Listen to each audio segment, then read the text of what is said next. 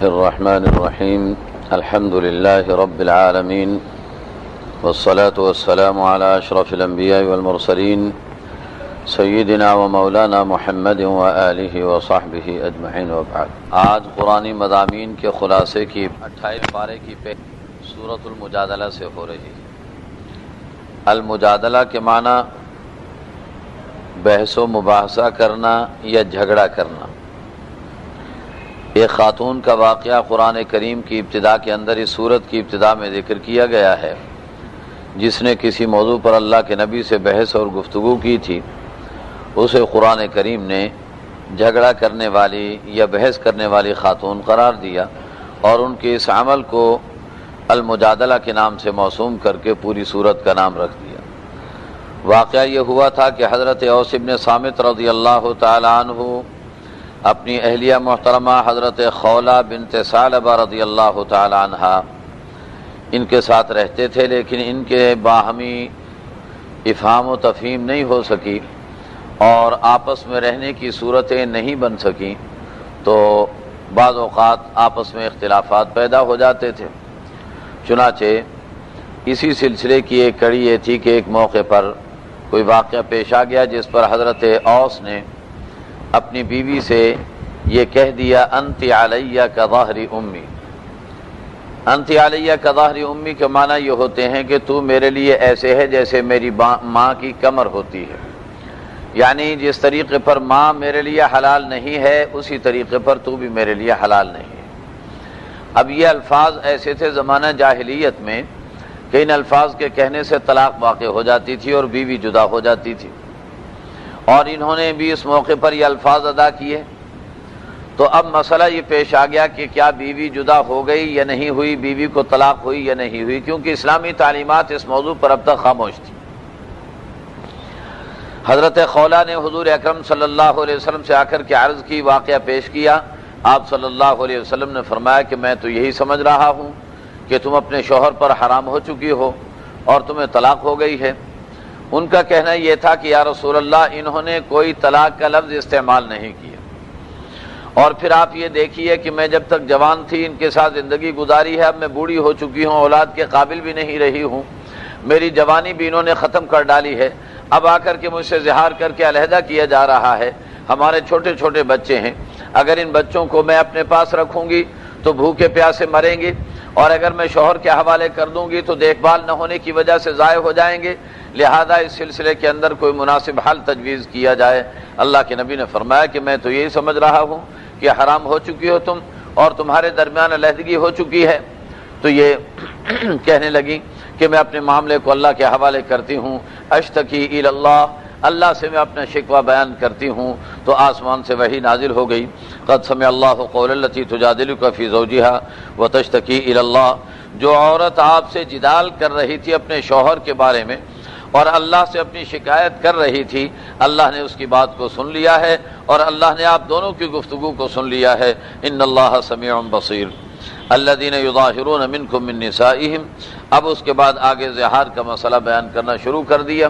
کہ اگر کوئی زہار کر لیتا ہے تو یہ جملہ بڑا ہی غلط اور نازیبہ جملہ ہے، گناہ کی بات ہے کہ اپنی بیوی کو اپنی ماں کہہ دینا، اس لیے کہ ان امہاتہم الا اللائے ولدنہم، ماں تو وہ ہوتی ہے جس نے جنم دیا ہو، اور بیوی نے تمہیں جنم نہیں دیا تو تمہاری ماں کیسے ہو سکتی ہے؟ بالکل ایک غلط بات تم اپنی زبان سے ادا کر رہے ہو، لہذا اس قسم کے جملے نہیں کہنے چاہیے۔ یہ تو اس جملے کے بارے میں قرآن کریم نے تلقین فرمائی اور پھر اس کا حکم بیان کر دیا۔ اس کا حکم یہ ہے کہ زہار کے الفاظ اگر کہہ دیے اور شوہر ان الفاظ کو واپس لینے کے لیے تیار نہیں ہے تو ایسی صورت میں ایک طلاق بائن واقع ہو جائے گی کہ دوبارہ بغیر نکاح کے اس بیوی کو گھر میں رکھنے کی اجازت نہیں ہوگی۔ لیکن اگر شوہر اپنے الفاظ واپس لینے کے لیے تیار ہو جاتا ہے تو ایسی صورت کے اندر اس کا حکم یہ ہوگا کہ پھر 3 کاموں میں سے ایک کام کر لے، یا تو غلام کو آزاد کر دے، یا 60 دنوں کے روزے رکھ لے، یا 60 مسکینوں کو کھانا کھلا دے۔ ان 3 کاموں میں سے کوئی ایک کام کر لے تو ایسی صورت کے اندر بیوی اس کے لیے حلال اور جائز ہو جائے گی۔ اس مسئلے کو قرآن کریم نے بیان کیا، اور بیان کرنے کے بعد قرآن کریم نے یہ بتایا ہے کہ یاد رکھیے، الم تر ان اللہ یعلم ما فی السماوات و ما فی الارض، اللہ آسمان و زمین کی ہر چیز کا علم رکھنے والے ہیں۔ ما یکون من نجوى ثلاثة الا هو رابعهم، جب تم میں سے کوئی تین افراد کوئی گفتگو کر رہے ہوتے ہیں تو چوتھے اللہ اس میں موجود ہوتے ہیں، ولا خمسۃ الا هو سادسهم، اگر پانچ افراد گفتگو کر رہے ہوں، سرگوشیاں کر رہے ہوں،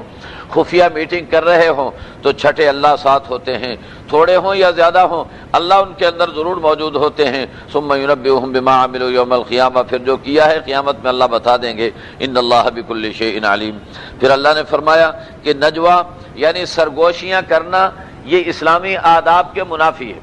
اس لیے کہ جب چند افراد بیٹھے ہوں اور دو آدمی الگ بیٹھ کر کے کانا پھوسی کرنے لگ جائیں، خسر پھسر کرنے لگ جائیں تو یقیناً جو دوسرے افراد بیٹھے ہوئے ہیں وہ اسے نازیبا اور ناپسندیدہ سمجھیں گے، برا منائیں گے، ان کی دل آزاری کی صورت اس کے اندر پیدا ہوگی۔ اس بنا پر قرآن کریم نے اس طریقے پر تناجی اور اس طرح خفیہ میٹنگ کرنے سے منع فرمایا ہے۔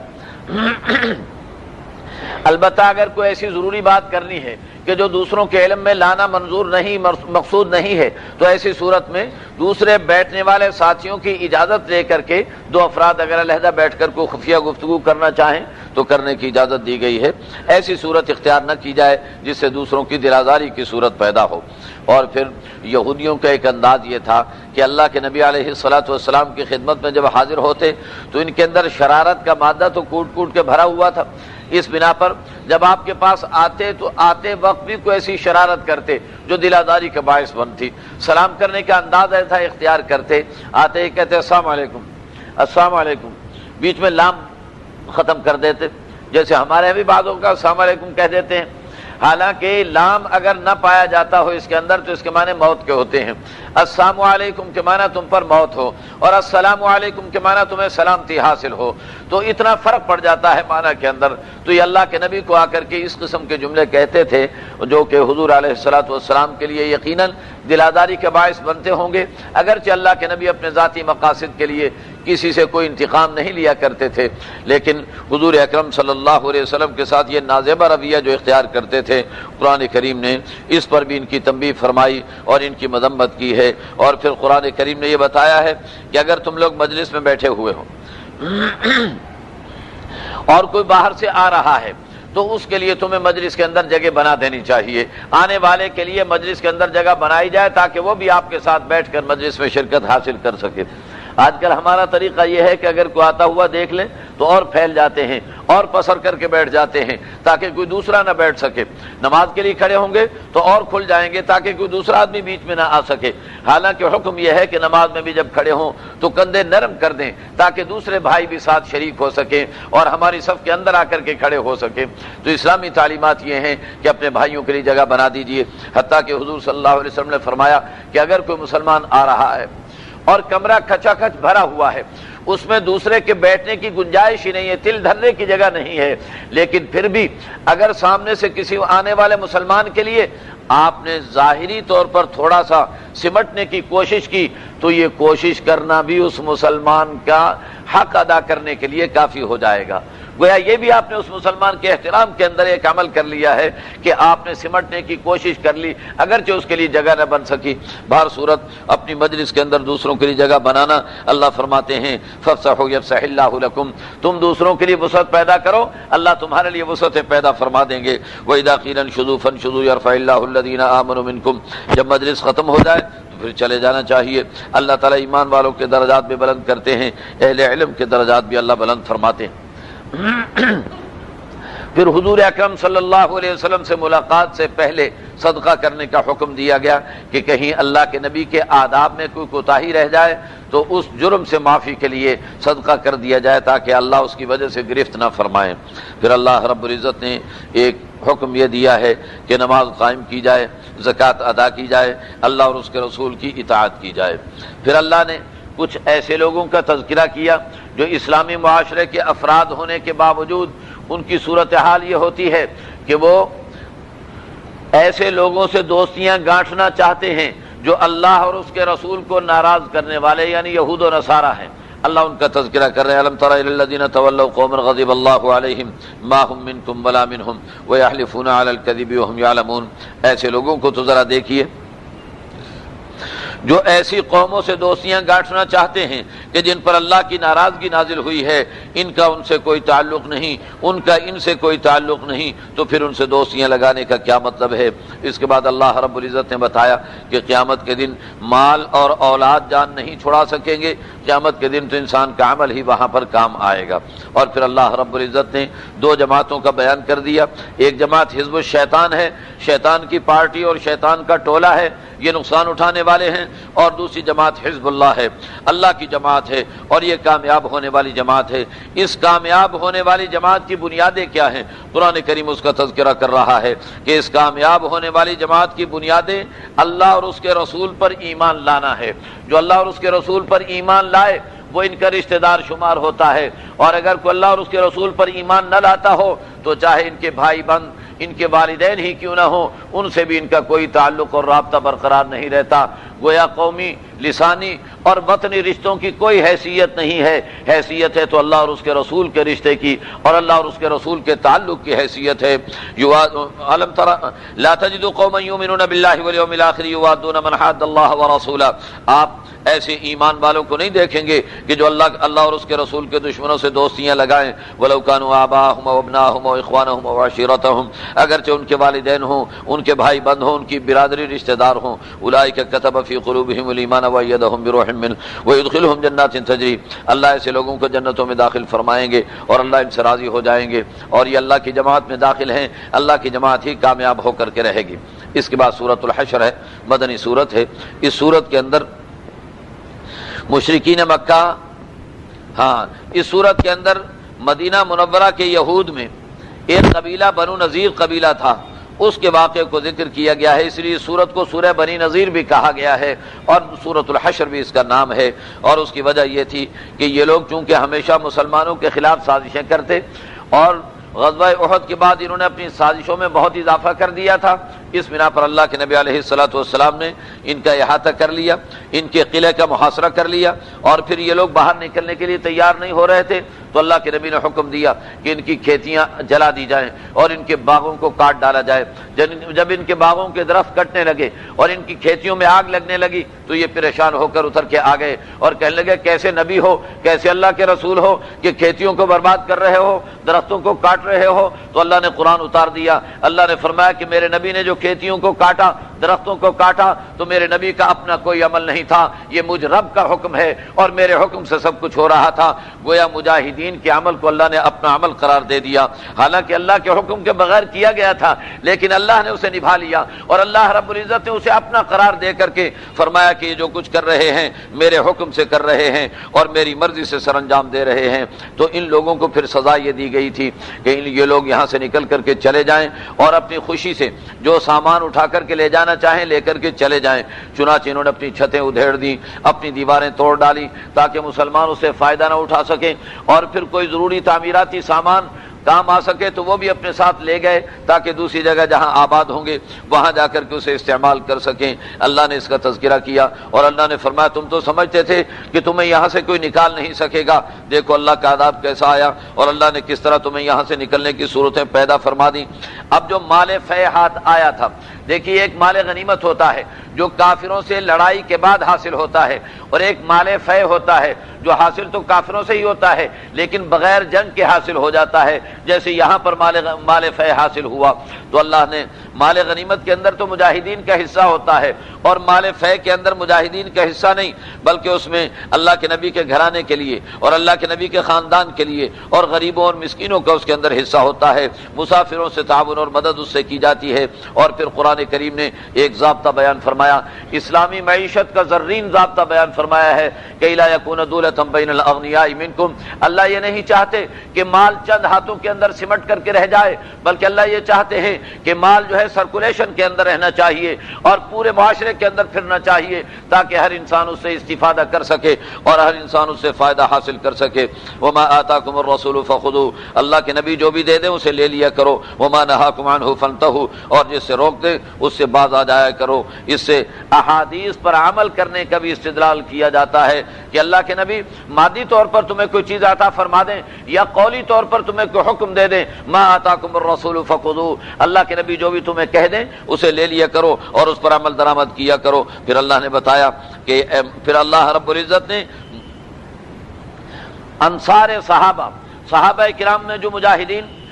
مدینہ منورہ کے باشندے تھے ان کی اللہ نے بڑی تعریف فرمائی ہے۔ ایک واقعہ ہو گیا تھا اور واقعہ یہ ہوا تھا کہ اللہ کے نبی کے ہاں ایک مہمان آئے ہوئے تھے، حضور علیہ السلام کے گھر میں کھانے کے لیے کچھ نہیں تھا، تو آپ نے ایک صحابی کے حوالے کر دیا کہ اسے لے جاؤ اور کھانا کھلاؤ۔ وہ گھر لے کر کے بڑی خوشی خوشی آ گئے، لیکن گھر جا کے معلوم ہوا کہ گھر میں تو کھانے کو کچھ بھی نہیں ہے، تھوڑے سے جو رکھے ہوئے ہیں اور وہ بچوں کے لیے پیس کر کے پکانے ہیں۔ تو انہوں نے کہا کہ دیکھو اللہ کی بندی، یہ جو میں مہمان لے کے آیا ہوں اللہ کے نبی کا مہمان ہے، لہذا بچوں کو سلا دو اور اس مہمان کی خاطر تواضع کریں گے اور اسے کھانا کھلائیں گے۔ تو اہلیہ محترمہ نے کہا کہ جی مہمان بھی اگر ہوگا تو آپ کو ساتھ بیٹھنا پڑے گا، مجھے ساتھ بیٹھنا پڑے گا، تو 3 افراد کے لیے تو یہ کھانا کا ناکافی رہے گا۔ تو کہنے لگے اس کا طریقہ ہم یہ اختیار کر لیں گے کہ آپ بتی بجھا دینا اور میں ہاتھ چلاتا رہوں گا اور منہ بھی چلاتا رہوں گا، مہمان سمجھے گا کہ میں کھا رہا ہوں، اور آپ بتی کو چراغ کو ٹھیک کرتی رہنا اور اسے جلانا نہیں، اندھیرے کے اندر میں منہ چلاتا رہوں گا، مہمان سمجھے گا میں کھا رہا ہوں، وہ بھی کھاتا رہے گا، وہ سیر ہو جائے گا اور ہم مہمان کی خدمت کرنے کے اندر کامیاب ہو جائیں گے۔ رات کے اندھیرے کے اندر یہ عمل کیا گیا۔ دوسرے دن جب یہ صحابی اللہ کے نبی کی خدمت میں حاضر ہوئے تو میرے نبی نے ارشاد فرمایا کہ میرے صحابی، اللہ نے رات کے اندھیرے کا تیرا عمل دیکھ لیا اور اللہ نے اسے قبول فرما لیا، اور قرآن کی آیت اتر آئی، والذین تبوؤا الدار والایمان من قبلہم یحبون من ہاجر الیہم، جن لوگوں نے مدینہ منورہ کو اپنا گھر بنا رکھا ہے اور ایمان کو اپنے دلوں کے اندر جگہ دے رکھی ہے، ایسے لوگ ان سے محبت کرتے ہیں جو اللہ کے لیے ہجرت کر کے ان کے پاس آ جاتے ہیں اور اپنے دلوں کے اندر ذرہ برابر بھی تنگی نہیں آنے دیتے۔ وَيُؤْثِرُونَ عَلَىٰ أَنفُسِهِمْ وَلَوْ كَانَ بِهِمْ خَصَاصَةٌ،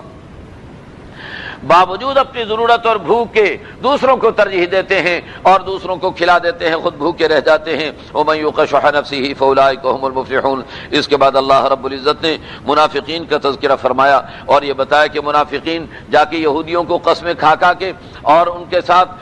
کے ساتھ وفاداری کا اظہار کرتے ہیں، لیکن یاد رکھیے کہ یہ منافق اس بات کے اندر بھی جھوٹے ہیں، ان یہودیوں سے جب لڑائی ہوئی تو یہ کبھی بھی ساتھ نہیں دیں گے اور یہ ان کے ساتھ کبھی بھی تعاون نہیں کریں گے۔ اس کو قرآن کریم نے بیان کیا اور پھر قرآن کریم نے حکم دیا ہے کہ یا ایھا الذین آمنوا اتقوا اللہ، ایمان والو تقوی پیدا کرو، آخرت کی تیاری کرو اور یاد رکھو کہ اللہ ہر چیز کو جاننے والے ہیں۔ اور پھر اللہ نے ارشاد فرمایا قرآن کریم کے بارے میں کہ یہ قرآن کریم ایسا پر تاثیر کلام ہے کہ اگر پہاڑ پر اترے تو پہاڑ بھی ریزہ ریزہ ہو جائے اور پہاڑ بھی خشوع و خضوع کے مارے دب کر کے پھٹ کر کے رہ جائے اللہ کے ڈر اور خوف کے مارے۔ لہذا انسانوں کو بھی چاہیے کہ اس قرآن کریم سے تاثر کو قبول کریں۔ وَتِلْكَ الْأَمْثَالُ نَضْرِبُهَا لِلنَّاسِ، انسانوں کو سمجھانے کے لیے ہم یہ مثالیں دے رہے ہیں تاکہ یہ غور و خوض کر سکے۔ پھر اللہ رب العزت نے اپنی صفات اور اپنی تعریف کو خود بیان فرمایا ہے۔ اللہ خود اپنا تعارف کرا رہے ہوں اور اپنی صفات کو اللہ بیان کرا رہے ہوں تو کیسا عجیب تعارف اور کیسا عجیب بیان ہوگا۔ یہ 3 آیتیں سورہ حشر کی آخری آیتیں ہیں۔ اللہ کے نبی علیہ الصلوۃ والسلام نے ارشاد فرمایا کہ اگر کوئی صبح ان آیتوں کو پڑھ لے تو شام تک 70,000 فرشتے اس کے لیے دعائے مغفرت کرتے رہتے ہیں، اور اگر کوئی شام کو پڑھ لے تو صبح تک 70,000 فرشتے اس کی مغفرت کی دعائیں کرتے رہتے ہیں۔ پھر سورۃ الممتحنہ ہے، مدنی سورت ہے، اور اس سورت کے اندر اللہ رب العزت نے حضور اکرم صلی اللہ علیہ وسلم کو ایسے افراد کی نشاندہی کرائی ہے کہ جو مسلمانوں میں رہ کر بھی کافروں سے تعلقات استوار کرنا چاہتے ہیں۔ تو ایسے لوگوں کے بارے میں قرآن کریم نے صاف کہا ہے کہ جو میرے بھی دشمن ہوں تمہارے بھی دشمن ہوں، ان سے کبھی بھی تمہیں اپنے تعلقات استوار نہیں کرنے چاہیے۔ پھر اللہ نے بتایا کہ ابراہیم علیہ السلام کے اسوہ حسنہ اور ان کے طرز زندگی کو اپنایا جائے۔ پھر اللہ رب العزت نے حد فاصل قائم کر دی کافروں اور مسلمانوں کے درمیان، اور یہ بتا دیا کہ دیکھیے کافروں میں سارے کے سارے کافر ایسے نہیں کہ ان سے آپ علیحدگی اختیار کریں، ہاں البتہ ایسے کافر جو آپ سے جنگ نہیں کرتے اور آپ کو اپنے وطن سے نکالنے میں تعاون نہیں کرتے، ایسے لوگوں سے حسن سلوک کرنے سے شریعت منع نہیں کرتی۔ البتہ ایسے کافر جو آپ سے جنگ کرتے ہوں، آپ کو گھروں سے نکالنے کے لیے، مسلمانوں کو گھروں سے نکالنے کی سازشیں کرتے ہوں اور مسلمانوں کے خلاف پلاننگ بناتے ہوں، ایسے لوگوں سے تعلق قائم کرنا یہ ظالموں کا کام ہے، ایمان والوں کا کام نہیں ہے۔ پھر یہ بتایا کہ اگر کوئی کافر معاشرے سے کوئی عورت مسلمان ہو کر مسلمان معاشرے میں آ جائے تو اسے یوں ہی قبول نہیں کر لینا چاہیے، پہلے اس کی تحقیق کی جائے، اس کا امتحان لیا جائے، جب اس کے ایمان پر تمہیں اعتماد ہو جائے تو پھر اسے اپنے معاشرے کے اندر باعزت طریقے پر رکھنے کے لیے ان کے شوہروں کو پیسے دے کر کے فارغ کر دو ان کافروں کو، اور ایمان والی خواتین کو ان کے حوالے نہ کرو، تم لوگ خود ان سے شادیاں کر کے اور اپنے معاشرے کے اندر انہیں باعزت طریقے سے رہنے کی صورت ان کے لیے پیدا کرو۔ حضور اکرم صلی اللہ علیہ وسلم کو حکم دیا گیا کہ اے میرے نبی، اگر عورتیں آپ سے بیعت کرنے کے لیے آ جائیں تو آپ ان سے بیعت کر لیا کیجئے۔ بیعت کرنے کا طریقہ یہ ہوتا ہے کہ ہاتھ میں ہاتھ لے کر کے اور دوسرے سے معاہدہ کرایا جاتا ہے۔ معاہدہ کس بات کا؟ جس بات کی بیعت کی جائے۔ گناہ کی توبہ کی اگر بیعت ہے تو اس بات کا معاہدہ ہوتا ہے کہ تم وعدہ کرو کہ آئندہ یہ گناہ نہیں کرو گے اور ان جرائم کی طرف لوٹ کر کے نہیں آؤ گے، اور اگر حکمرانی کے سلسلے کے اندر بیعت ہے تو اس بات کا معاہدہ ہوتا ہے کہ میں آپ کو اپنا حکمران تسلیم کرتا ہوں اور آپ کی فرما برداری اور اطاعت کروں گا۔ تو بیعت کی دو صورتیں اسلام کے اندر رائج ہیں، گناہوں پر توبہ کی بیعت آج بھی موجود ہے۔ البتہ اسلامی حکمرانوں کی بیعت کا سلسلہ تو یاد رکھیے کہ اگر اسلامی حکمران کسی بھی دور کے اندر پیدا ہو جائے تو ان کے لیے بیعت کا وہی حکم ہوگا جو اللہ کے نبی اور آپ کے جانشین خلفائے راشدین کے لیے تھا۔ اور پھر قرآن کریم نے یہ بتایا ہے کہ ایسی خواتین اگر بیعت کرنے کے لیے آ جائیں تو ان سے کچھ باتیں منوا کر کے ان سے بیعت لے لی جائے، لیکن ان سے ہاتھ نہیں ملایا جائے گا۔ حضرت عائشہ رضی اللہ تعالی عنہا نے فرمایا کہ اللہ کے نبی علیہ الصلوۃ والسلام نے کبھی کسی عورت کو ہاتھ نہیں لگایا اور کسی عورت نے اللہ کے نبی کو ہاتھ نہیں لگایا۔ یہ اس موقع پر فرمایا تھا جب ایک خاتون نے کہا تھا کہ ہمارا دل چاہتا ہے کہ اللہ کے نبی سے مصافحہ کر لیں، تو حضرت عائشہ نے یہ بتا دیا کہ اللہ کے نبی نے کبھی کسی سے مصافحہ نہیں کیا۔ اس سے معلوم ہوا کہ خواتین سے مصافحہ کرنا اسلامی شریعت کے اندر جائز نہیں ہے، اور ان سے خواتین سے مطالبہ کیا ہوگا کہ وہ شرک نہ کریں، چوری نہ کریں، زنا نہ کریں، اولاد کو قتل نہ کریں، دوسروں پر الزام بازی نہ کریں، اور اللہ کے نبی کی نافرمانی نہ کریں، اور اللہ سے استغفار کرتی رہیں، تو اللہ کے نبی بھی ان کے لیے استغفار کر دیں گے۔ پھر آخر میں کافروں سے قطع تعلق کرنے کے لیے حکم دے کر کے سورت کو ختم کر دیا گیا۔ پھر اس کے بعد سورہ صف ہے، مدنی سورت ہے۔ اس سورت کے اندر پہلی بات تو اللہ نے اپنی حمد و ثنا بیان کی، اور پھر اس کے بعد اللہ نے یہ حکم دیا کہ جو کام تم کرتے نہیں ہو اس کا دعویٰ نہیں کرنا چاہیے، جھوٹا دعویٰ نہیں کرنا چاہیے۔ نماز پڑھتے نہیں، لوگوں کو دکھائیں کہ میں نماز پڑھتا ہوں۔ تہجد پڑھتے نہیں، لیکن ایسا رویہ اختیار کریں کہ لوگوں پر یہ تاثر قائم ہو کہ بڑا تہجد پڑھنے والا ہے۔ اللہ فرماتے ہیں ایسا نہ کرو، بلکہ تمہیں چاہیے یہ کہ عمل کر کے پھر اسے چھپاؤ اور اسے بھی ظاہر نہ ہونے دو، جائے کہ عمل بھی نہ کرو اور جھوٹے دعوے کرتے رہو کہ ہم اس عمل کے کرنے والے ہیں، تو اس سے روکا گیا۔ اور پھر قرآن کریم نے ایک حکم بیان کیا ہے، ان اللہ یحب الذین یقاتلون فی سبیلہ صفا، جو لوگ اللہ کے راستے میں قتال کرتے ہیں صفے باندھ کر، اللہ ان سے بڑی محبت کرتے ہیں اور اللہ ان سے بڑا پیار کرتے ہیں۔ کانہم بنیان مرصوص، ایسا اللہ کے دین کے لیے کافروں کے مقابلے پر آتے ہیں جیسے سیسا پلائی ہوئی دیوار ہوتی ہے۔ پھر حضرت موسیٰ علیہ السلام کا تذکرہ، حضرت عیسیٰ علیہ السلام کا تذکرہ، اور ان کے مخالفین کی ہلاکت اور ان کی کامیابی کو ذکر کر کے قرآن نے بتایا ایسا ہے جیسے پھونک مار کے سورج کو بجھانے کی کوشش کی جاتی ہے۔ اللہ نے اپنے دین کو ساری دنیا میں غالب کرنے کا فیصلہ کیا ہوا ہے۔ اللہ نے فرمایا کہ تمہیں کامیاب ترین تجارت جو تمہیں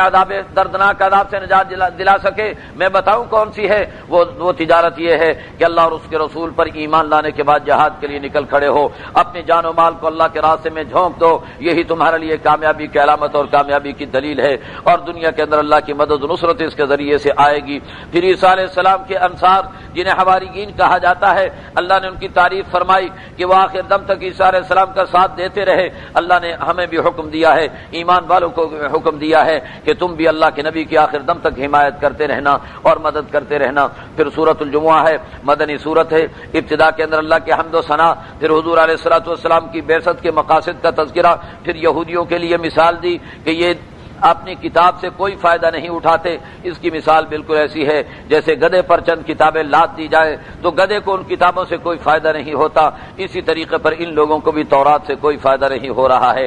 پھر رہی یہ بات کہ یہ کہتے ہیں کہ اللہ کے محبوب ہے یہ لوگ اور یہی لوگ جنت میں جائیں گے، تو ان سے کہیے کہ جلدی سے مرو تاکہ تم جنت میں جا سکو، لیکن یہ کبھی مرنے کی تمنا نہیں کریں گے کیونکہ انہیں معلوم ہے کہ اللہ کے ہاں ان کے ساتھ کیا معاملہ ہونے والا ہے۔ اس کے بعد جمعے کے بارے میں حکم دیا کہ جب جمعے کی اذان ہو جائے تو ہر قسم کے کاروبار بند کر کے اور نماز کی طرف متوجہ ہو جانا چاہیے۔ بعض لوگ اس سے یہ ثابت کرنے کی کوشش کرتے ہیں کہ جمعے کے دن کاروبار کرنا جائز ہے، اس سے کسی کو انکار بھی نہیں، جمعے کے دن کاروبار کرنا جائز ہے، لیکن اتوار کے دن کاروبار نہ کرنے کی کون سی آیت ہے اور کون سی حدیث ہے جس سے ثابت کیا جاتا ہے کہ اتوار کے دن چھٹی کی جائے؟ ہم تو کہتے ہیں کہ جمعے کے دن بھی کاروبار کرو، اور ہماری قوم کی معاشی حالت ایسی ہے کہ اتوار کو بھی کاروبار ہونا چاہیے، ہفتے کے اندر کوئی چھٹی نہ کی جائے تاکہ قوم کے لیے انتھک محنت کر کے قوم کی معیشت کو درست کیا جائے اور سنوارا جائے۔ لیکن بہر صورت اس سے یہ قطعاً ثابت نہیں ہوتا کہ جمعے کی چھٹی کو منسوخ کر کے اور اس کے جواب کے اندر اتوار کی چھٹی کو جاری کر دیا جائے۔ یہ انتہائی جاہلانہ اور کافرانہ اقدام ہے کہ ایسی آیات سے ناجائز معنی نکالنے کی کوشش کی جائے۔ قرآن کریم کہتا ہے کاروبار چھوڑو اور اذان پر اللہ کے گھر کے اندر آ جاؤ، جب نماز ختم ہو جائے تو پھر زمین کے اندر پھیلو اور اللہ کا فضل تلاش کیا کرو۔ اور پھر اس کے بعد ایک واقعے کی طرف اشارہ کر کے قرآن کریم نے اس سورت کو بھی مکمل کیا۔ پھر سورۃ المنافقون ہے، اس سورت کے اندر اللہ رب العزت نے منافقین کی نشاندہی کی ہے۔ منافقین نے ایک جہاد کے سفر کے اندر یہ کہا تھا کہ ہم جب لوٹ کر کے جائیں گے تو ہم ذلیلوں کو نکال باہر کریں گے، اور ذلیلوں سے مراد ان کی باہر سے آنے والے مکے سے آنے والے افراد تھے، تو انہوں نے کہا کہ ہم انہیں نکال باہر کریں گے، اور اس میں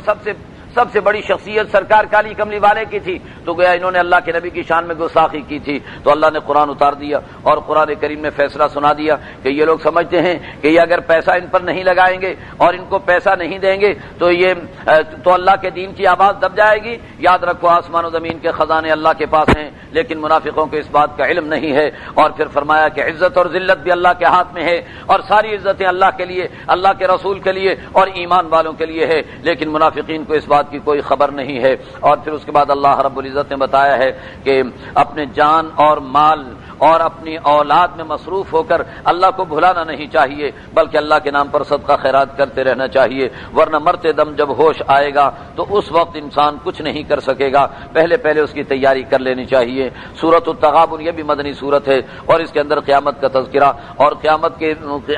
کے دن قائم ہونے کے بارے میں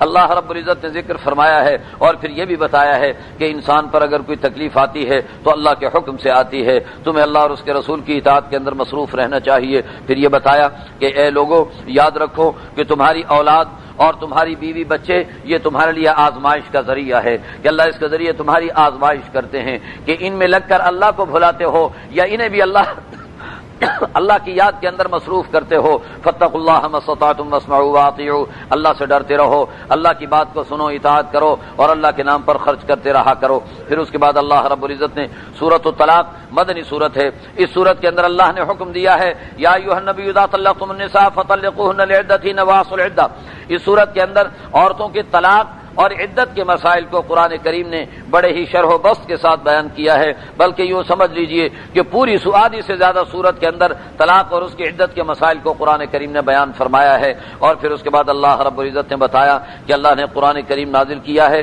تاکہ تم تقوی اختیار کرو، تو اس کے نتیجے میں اللہ تمہارے گناہوں کو معاف فرما کر تمہیں اجر عظیم عطا فرما دیں گے۔ اور پھر اس کے بعد اللہ رب العزت نے نبی کریم صلی اللہ علیہ وسلم کے بارے میں بتایا کہ وہ اللہ کی آیتیں تمہیں پڑھ کر کے سناتے ہیں تاکہ تم لوگوں کو، ایمان والوں کو، گناہوں کے اندھیروں سے نکال کر ایمان کی روشنی عطا کر دیں، اور جو اللہ اور اس کے رسول پر ایمان لے آئے، اعمال صالحہ کر لے، ایسے لوگوں کو اللہ جنت میں داخل کریں گے، ہمیشہ ہمیشہ وہ لوگ جنت میں رہیں گے۔ اس سورت کے مکمل ہونے کے بعد سورۃ التحریم ہے، یہ مدنی سورت ہے، اور اس سورت کے اندر ابتدا میں ایک واقعے کی طرف اللہ نے اشارہ فرمایا ہے۔ حضور اکرم صلی اللہ علیہ وسلم نے بعض ازواج مطہرات کے کہنے پر ایک روایت کے مطابق شہد کو اپنے اوپر حرام کر لیا تھا، اور ایک روایت کے مطابق حضرت ماریہ قبطیہ جو کہ آپ کی کی باندھی تھی ان کو اپنے اوپر حرام کر لیا تھا۔ اللہ نے فرمایا کہ میرے نبی حلال اور حرام کا کام میرا ہے، آپ کا نہیں ہے، لہذا آپ کسی چیز کو حلال اور حرام نہ کریں۔ یا ایھا النبی لم تحرم ما احل اللہ لک تبتغی مرضات ازواجک واللہ غفور رحیم۔